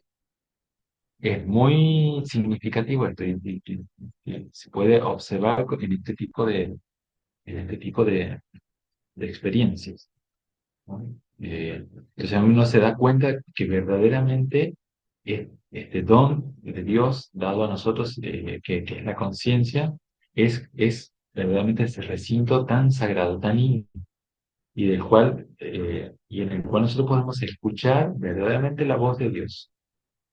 Vieron que uno dice a veces, bueno, hay que escuchar a Dios, y lo dice casi como una frase sensible del cristianismo. En realidad hay un valor y una realidad muy profunda.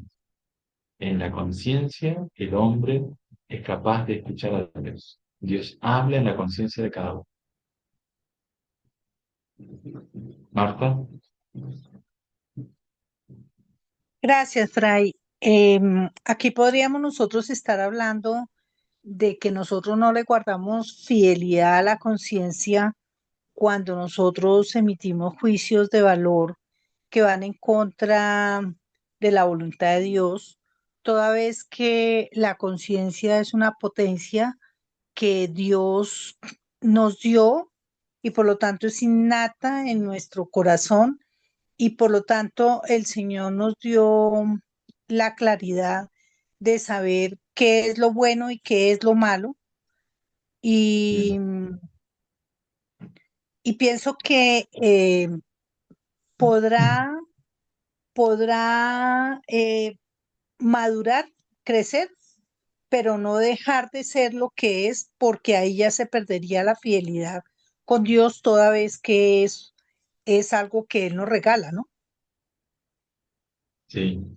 Esto que decíamos, ¿no? La conciencia no se pierde en el hombre, ¿sí? Se puede ver entenebrecida, apagada, ¿sí? Por el pecado, también por otras circunstancias también, eh, eh, podría ser por razones psiquiátricas, patológicas, ¿sí? Por alguna enfermedad psíquica, ¿sí? Pero en el fondo, esta conciencia como valor, como rasgo distintivo del ser humano, nunca se pierde, ¿sí? Y esto es importante siempre remarcarlo. Es decir, que la persona, aunque vea aminorada, digamos, su responsabilidad sobre determinados actos, sin embargo, nunca pierde el dominio total de esa responsabilidad. Entonces, por eso la conciencia se forma, ¿sí? Hay un fraile acá que ya murió, que se dedicó mucho a la moral, y él decía que en realidad esa expresión no le parecía tan correcta, así que es la conciencia la que se forma. En realidad, el que se forma es el hombre íntegramente, todo entero, él, ¿sí? Cada uno de nosotros necesitamos formarnos. Y como la conciencia es parte de nuestra vida, ¿no? Y por eso no es un añadido, sino que está vinculado con toda la integridad de nuestro ser.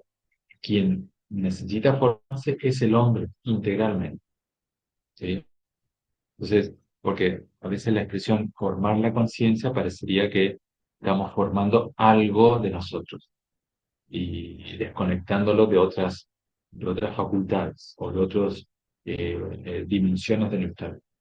En realidad, el que se tiene que formar es el hombre integralmente, el hombre entero.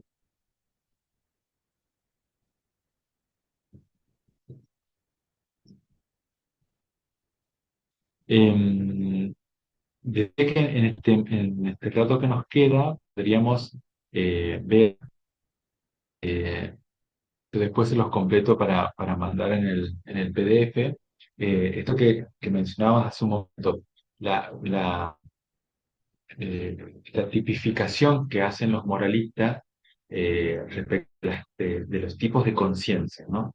Eh, y uno cuando hace esto corre el riesgo de uno mismo induce en un determinado tipo, ¿no? Si yo digo la conciencia escrupulosa o la conciencia laxa o lo que fuere, entonces yo digo, cada uno se asocia a determinado tipo, ¿no? Y en realidad esto no es tan correcto, porque no se trata de una etiqueta, ¿sí? Es como decirle a la persona, bueno, tu conciencia o uno mismo reconocer que tengo esta conciencia, ¿no? Entonces, si uno reconoce rasgos de una determinada tipificación, es necesario siempre reorientarlos a lo que la Iglesia siempre ha enseñado como rectitud, ¿sí? Y que es justamente lograr que cada uno de nosotros se forme en una recta conciencia, ¿sí? Es que el ser humano, en este caso nosotros como cristianos, podamos tener rectitud en nuestra conciencia. Es decir, que nuestra conciencia sea recta. Y ese es a lo que debemos aspirar, ¿sí? Por eso voy a nombrar algunas cosas, algunos tipos de conciencia y cada uno podrá evaluarse a sí mismo, pero siempre con la intención eh, de buscar orientar hacia la rectitud de la conciencia, que es lo objetivo, digamos. ¿Sí? Eh, Algo dijimos hace un momento, un tipo de conciencia es lo que llaman los moralistas la conciencia egocéntrica o narcisista. Bueno, hoy se habla mucho del narcisismo. A veces esa expresión la aplicamos muy fácilmente a determinadas actitudes que incluso podemos descubrir en nosotros mismos. ¿Sí? Eh, pero ¿qué es lo que caracteriza esta conciencia? Bueno, eh, lo que le motiva a la persona en su obrar es el satisfacer el placer y evitar el dolor. ¿Sí? Hoy, como nuestra sociedad está orientada en estos parámetros, podríamos decir, evidentemente, hoy en nuestra época hay quizá más personas con este tipo de conciencia. ¿Sí? Pero no como un modo de enjuiciar o de juzgarlos, de condenarlos, digamos, ¿no? Pero llevados justamente por el momento histórico en el que vivimos, entonces somos capaces de advertir que hay mucha gente que puede tener este rasgo en su conciencia, ¿sí? Es propio de la persona que quedó fijada en el estadio infantil, por ejemplo, porque el niño generalmente actúa de manera egocéntrica y narcisista. Eh, y lo hace, podríamos decir, en esa temprana edad de manera inconsciente, ¿sí? Pero el niño va a llorar siempre intentando justamente lograr esto que le produce placer y evitando lo doloroso, ¿sí? Es decir, es bueno lo que es bueno para esa persona. Egocéntrica tiene de las realidades, es lo que le agrada, lo que le gusta, lo que le satisface. Entonces, todo lo que le desagrada o le molesta será malo. Por eso este tipo de personalidad egocéntrica y narcisista es bastante frecuente en nuestra sociedad consumista y hedonista. Por ello el bien de los demás, el bien común, el bien social, la justicia, la solidaridad, quedan con frecuencia relegados. ¿Sí? Son personas que, motivados por esta conciencia egocéntrica o narcisista, eh, casi no piensan en el bien de los demás, ¿no? Y términos o realidades como la solidaridad no tienen lugar en su vida. Otro tipo de conciencia es la conciencia legalista. Es la persona que se identifica o identifica la moralidad con el cumplimiento estricto de la ley, lo mandado y prohibido por la autoridad y la ley. Se convierte en el valor central moral. Ser bueno para estas personas es obedecer y cumplir la ley, sin más. En esta concepción de la moral, lo importante es lo exterior, ya que es lo que la ley puede determinar. Todo lo demás queda en segundo plano. Lo importante para este tipo de conciencias es que yo obedezca lo que la ley manda, ¿sí? Y por eso las motivaciones son más bien exteriores. El no cumplimiento de la ley es un desorden moral que implica culpabilidad. El legalista identifica moralidad objetiva con no cumplimiento de la ley. Eh, Nosotros tenemos un caso muy concreto, por ejemplo, en la predicación misma de Jesús. Muchas veces se reprocha a él que no sigue la ley de los antepasados o que va en contra de la ley, ¿sí? Hace cosas que no están permitidas en sábado. ¿Sí? Ustedes saben que en el tiempo de Jesús el judaísmo, además de los 10 preceptos de la ley, se había visto también, eh, podríamos decir, abrumado por una serie de preceptos que incluso hasta el día de hoy los judíos siguen los requerimientos de la ley, ¿sí? Que generalmente son preceptos exteriores, ¿sí? Por eso Jesús va a reprocharles muchas veces esto a ellos. Les reprocha su falta de fe, que se ve evidenciada por este cumplimiento de la ley. Fíjense, el cumplimiento de la ley está por encima de el bien de las personas. Aunque dicen adorar a Dios, cumplir la voluntad de Dios, sin embargo, los preceptos de la ley parece que están por encima del bien. Y por eso tantas veces les reprochan que haga cosas Jesús curando, por ejemplo, a los enfermos en sábado. Y él les reprocha justamente que paradójicamente ellos que cumplen o buscan cumplir todos los preceptos de la ley, sin embargo, cuando tienen que desatar a su asno o darle de comer, porque es algo propio suyo, un bien suyo personal, entonces ahí desobedecen o no observan eso que rigurosamente le piden a otros, ¿no? Bueno, todas las cosas que Jesús predica, como esto de que tantas veces también a nosotros nos pasa, que somos más capaces de mirar la paja en el ojo ajeno sin darnos cuenta de la viga que tenemos nosotros. Es otro modo también de responder a la conciencia, lo que implica la conciencia en el eh, otro tipo de conciencia es la conciencia escrupulosa. La palabra escrúpulo viene del latín scrupulum, con el que se designaba la medida de peso más pequeña, que se utilizaba en la balanza romana. ¿Sí? El escrúpulo, aplicado a la conciencia, designa la situación habitual que vive la persona que se debate en la duda, la inseguridad, el temor constante a la hora de discernir y tomar decisiones morales. Esta situación de inseguridad, temor, duda, escrúpulo puede ser debida y darse a una triple situación. Por ejemplo, en un solo sector de la moralidad humana, la sexualidad, por ejemplo. Debido a que este factor es vivido como algo tabú, misterioso y temeroso, por lo que surge el miedo y la inseguridad. También hay una etapa de transición como la de la adolescencia, en la que se pasa de una moralidad heterónoma a una moralidad autónoma, y ello produce inseguridad y miedo, o situaciones de neurosis obsesiva compulsiva. La neurosis del sujeto es causa de algún conflicto interno que le genere este tipo de síntomas. Uno generalmente no se encuentra con este tipo de conciencias, ¿sí? Pero digo en la vida diaria. Pero en el ámbito de la vida espiritual, muchas veces esto es verdaderamente una, una carga para la persona. No se imaginan lo tremendo que es, que, porque la conciencia escrupulosa lleva a la persona a dudar de casi absolutamente todos los actos que realiza. Pero, y lo digo sin exageración.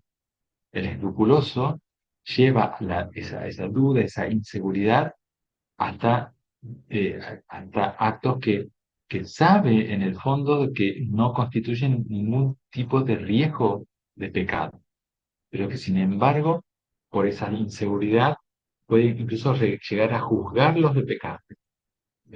No sé, eh, ir caminando al trabajo, un acto que se desarrolla, digamos, que puede desarrollar la persona en total conformidad con eh, eh, con su libertad, con su acto libre. Sin embargo, puede eso, por su duda e inseguridad, llevarlo al terreno de la vida, de la vida espiritual y por lo tanto de la conciencia. Y llegar a interpretar o a dudar de si eso es pecado o no. Y uno diría, no es pecado ir caminando al trabajo, pero de pronto aparecen por estas inseguridades una serie de pensamientos compulsivos que complejizan esa situación.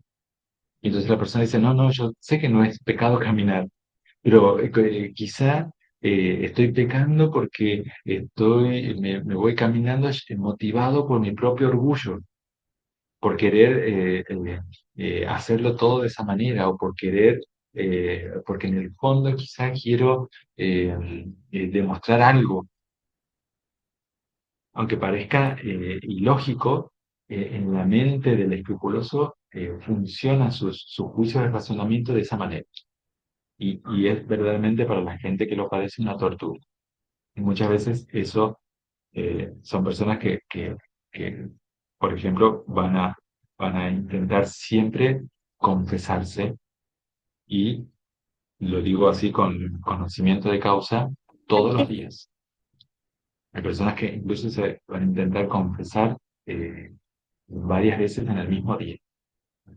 Es muy compleja ese tipo de conciencia. Es una estructura mental, podemos decir, que se ve acomplejada justamente por esto, ¿no? Eh, y es muy tremendo. Por eso es un tipo de conciencia que es necesario ayudar a lograr esa rectitud de la conciencia. Que la persona sea capaz de efectivamente conocer qué cosas constituyen un mal moral, qué cosas constituyen un pecado y qué cosas no son un pecado. Porque generalmente el creyente lo que hace, su primera reacción, por ejemplo, es la confesión, porque encuentra alivio allí, pero a veces ese alivio es buscado todos los días.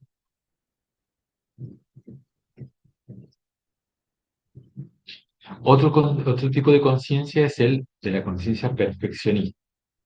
La persona se exige vivir y realizar el ideal prescindiendo de sus posibilidades reales. El ideal moral es una aspiración, una meta a conseguir de acuerdo a las posibilidades reales de cada situación concreta del sujeto. Pero la persona maximalista o perfeccionista se exige vivir y realizar el ideal prescindiendo de la posibilidad real del sujeto. Y a pesar de no ser posible, se autoexige lo imposible y se acusa de no poder realizarlo. Eh, entonces, hay como en este tipo de conciencia, digamos, del perfeccionismo, eh, hay también, podemos decir, rasgos como patológicos más a nivel de la psicología de la persona, en donde este ideal es tan grande, es tan reverenciado, que no mide las propias fuerzas o las propias posibilidades. Entonces, realmente la tortura, como en el escrupuloso, la tortura viene por el lado justamente de esto, de no poder conseguir aquel ideal, aquel fin al que aspira, ¿sí? Al que reverencia, por ejemplo. Eh, que no es lo mismo para nosotros como cristianos decir que nos tenemos que desentender, por ejemplo, de nuestro ideal de ser perfectos. En el Evangelio, Jesús, ¿qué nos enseña? Sean perfectos como su Padre, como el Padre es perfecto. Bueno, ¿qué significa esta categoría de perfección en la vida cristiana? ¿Sí? ¿Significa que yo tengo que comportarme y formarme en esta conciencia de perfección? No. Lo que el Señor nos está queriendo decir es que debemos asemejarnos cada vez más a Dios. Dios es perfecto y es algo en lo que nosotros no vamos a poder imitarlo, ¿sí? Debidamente, pero ciertamente es algo que nos puede unir a Él, ¿no? Y entonces la vida de perfección del cristiano va a estar inspirada justamente por el seguimiento de Jesús. El cristiano que quiere ser perfecto es el cristiano que quiere seguir a Jesús, ¿sí? Obrar conforme a la ley de Dios, respetando los mandamientos, comportándose en su vida cotidiana según sea la vocación a la que ha sido llamado, siendo un perfecto padre de familia, un perfecto religioso, un perfecto sacerdote, según la vocación que cada uno ha recibido.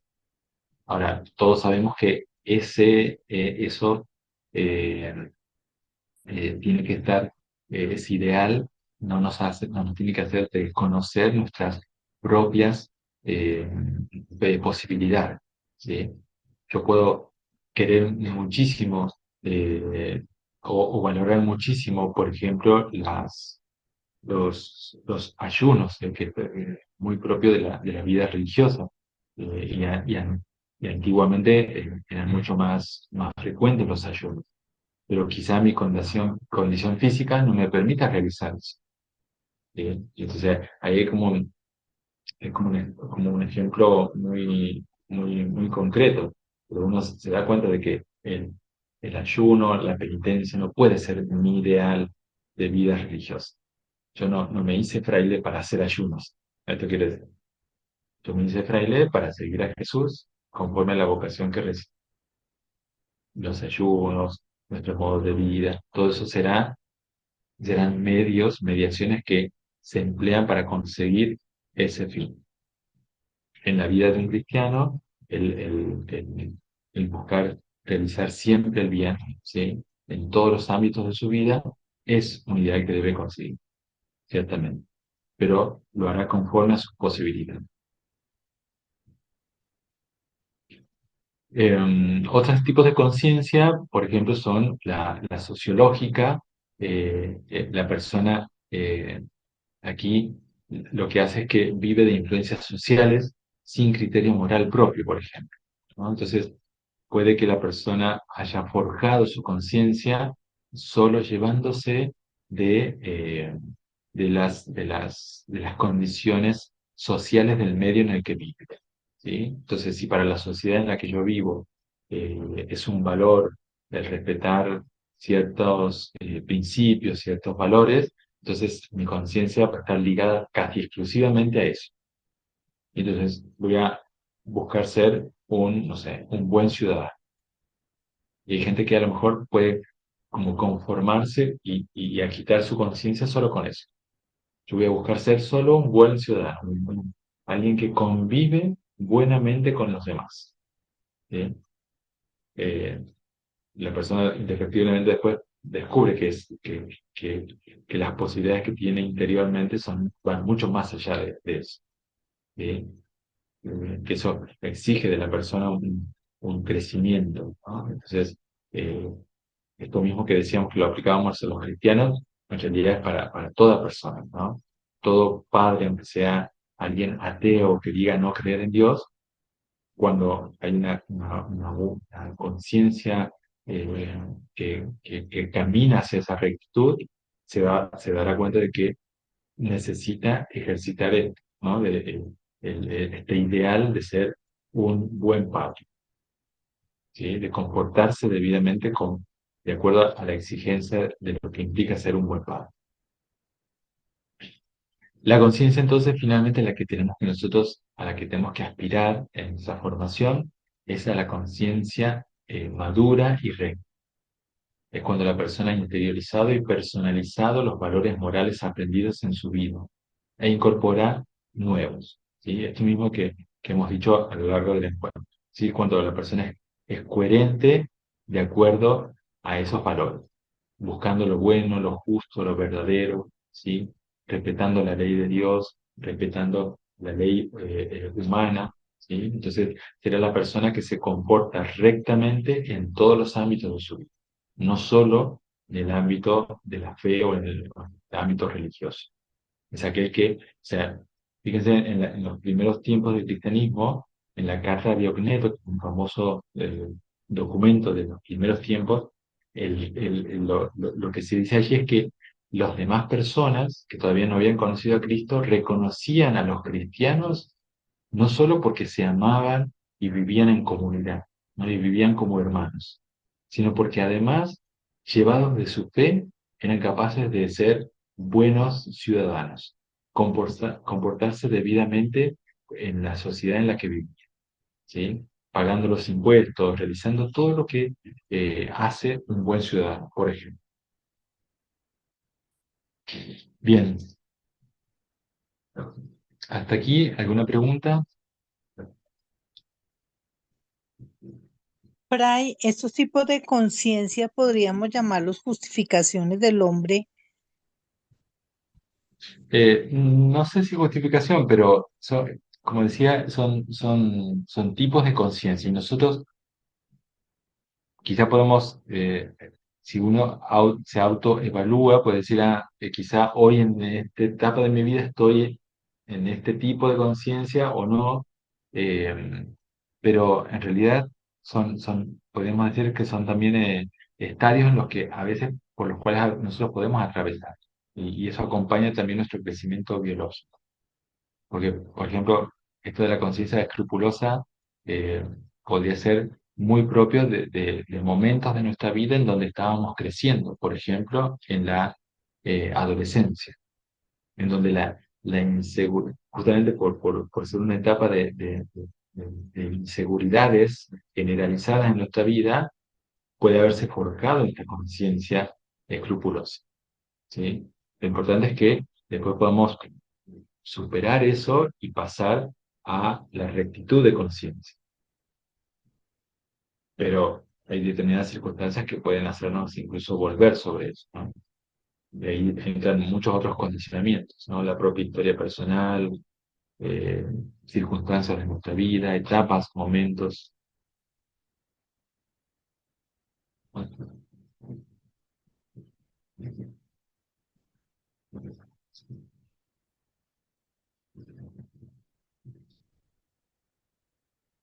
Muy bien, ¿alguna pregunta más? Estamos casi para terminar. Entonces, el escrupuloso es alguien que exacerba la misma expresión.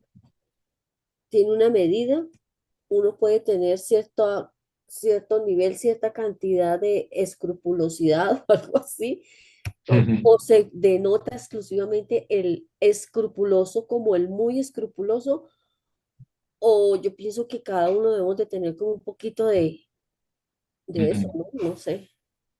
Sí. Bueno, sí, es interesante eso porque no es que, digamos, hay cosas en nuestra vida en lo moral tiene una afectación especial, porque como cada uno tiene una propia historia, entonces habrá cosas que nos afectan más que otras, ¿sí? En el ámbito de lo moral, por ejemplo. Entonces, los escrúpulos pueden servirnos a nosotros para conducirnos en determinadas circunstancias de nuestra vida, ¿no?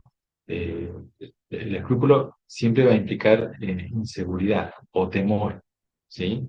Eh, temor en el fondo, ¿cuál es el temor? Eso es lo que tenemos que descubrir, ¿no? Si nuestro temor está orientado al santo temor de Dios, ¿sí? Que implicará para nosotros, que implica para el cristiano ese temor, que yo lo que en el fondo más tema, a lo que más le tenga miedo es a desobedecer a Dios, a ofender a Dios. Muchas veces ocurre que los escrúpulos me pueden llevar a tener en cuenta esa ofensa a Dios y a temer buenamente esto, eh, pero verse mezclado, porque somos falibles, pecadores ilimitados, esto verse mezclado con el temor a nosotros mismos, no sé, fallarnos a nosotros mismos, o no mantener una cierta imagen frente a los demás. Podría haber miles de motivaciones que alimenten esos escrúpulos. O sea, serán buenas en la medida en que verdaderamente me conduzcan a una rectitud, ¿sí? De que yo tema ofender a Dios, por ejemplo. Me pasa que cuando eso se vuelve casi patológico, moralmente hablando, la persona se maneja con tal nivel de inseguridad que todo o muchos aspectos de su vida se ven desmejorados.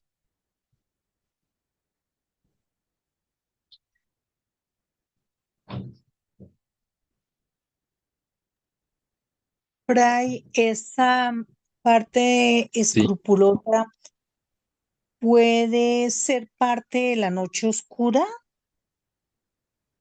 también, sí, muchos santos lo han vivido momentos en su vida espiritual de una conciencia escrupulosa, ¿sí? han pasado por eso. ¿No? Muchos estos santos, por ejemplo, por una luz especial de Dios y por el consejo que recibieron de otros, pudieron darse cuenta de la necesidad de salirse de esa, de esa etapa, digamos, de esa conciencia, ¿no? Que lo que tiene verdadero valor es la conciencia recta, que es la que me permite a mí eh, dar un juicio de valor sobre lo que está bien y lo que está mal de modo recto, comprendiendo en el ámbito mm, del sacramento, por ejemplo, comprendiendo qué es pecado y qué no es pecado. O sea, que yo pueda tener esa seguridad, ¿eh? De qué es lo que implica el pecado y qué no es definitivamente pecado. Lo que pasa es que en el escrupuloso a veces estas cosas están tan desfiguradas, o sea, esos límites, que le parece que hay cosas que definitivamente no son pecado, pero las vuelve o las ve como pecado. Por eso es bien compleja el- lo que se vive interiormente, lo que vive interiormente un escrupuloso. Fray, este tipo de conciencias puede finalmente terminar en un desequilibrio mental, ¿verdad?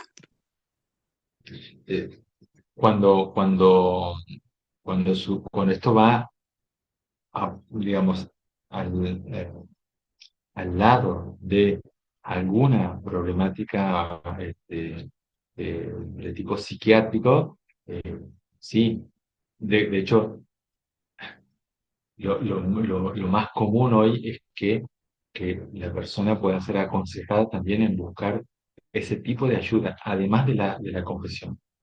Porque a veces justamente eso son personas que padecen de tal manera sus escrúpulos que buscan alivio en la confesión y eso está muy bien que lo haga, eh, pero lo hacen de tal manera compulsiva que ya está mostrando otro tipo de rasgos, ¿no? Psicológicos, psiquiátricos, podemos decir, y que necesitaría entonces la ayuda de un profesional. Pero muchas veces esto no es tan claro, no se ve tan claro. A veces una afección psicológica puede llevar a la escrupulosidad en el ámbito de la vida espiritual. Eh, y que realmente así es como se desenvuelve. No que por puros escrúpulos en el ámbito en la vida espiritual, eso después se manifieste en una enfermedad psicológica perdurar.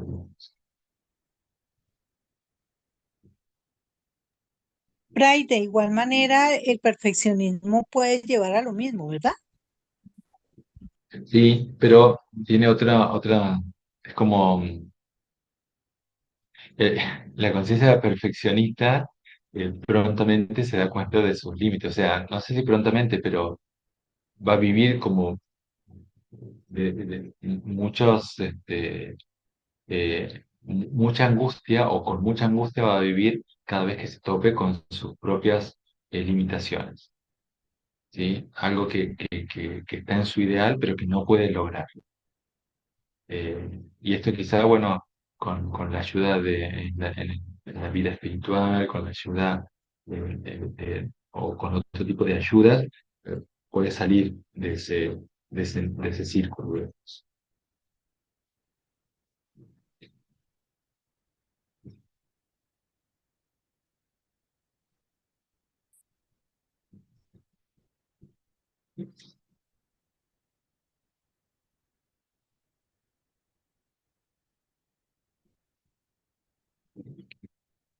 Muy bien, dejamos aquí entonces.